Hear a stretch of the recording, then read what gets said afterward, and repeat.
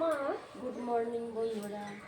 এই যে দেখো, বাবুকে এখন রেডি করাচ্ছি, স্কুলে যাবে। তা তোমরা সবাই কেমন আছো বলো? মা হুম। বলছি কি পাকিস্তানরা আমাদের দেশে হামলা করবে? না না, কে বলেছে? তা খবরে যে শুনলাম। না না, পাকিস্তান আমাদের ইন্ডিয়ার সাথে পারবে নাকি? পারবেই না একদম।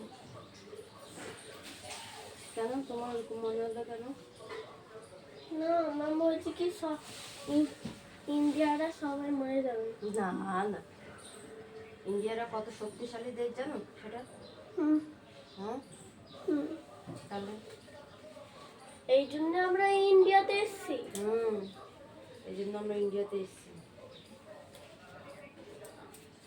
বাংলাদেশ তো একদমই শক্তিশালী নয়। হুম তো ইন্ডিয়া বেশি ছোট শক্তিশালী। ও মা, হুম তাই ইন্ডিয়া শক্তিশালী কিভাবে হলো? শক্তিশালী কিভাবে হলো? আর কি করে বলি আমি?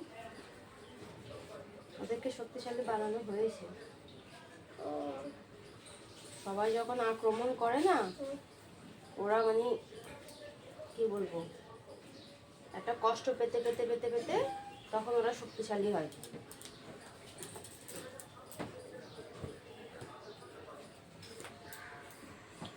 চলো, ইন্ডিয়ারা কি করে শক্তিশালী হয়েছে তোমরা বলে দাও।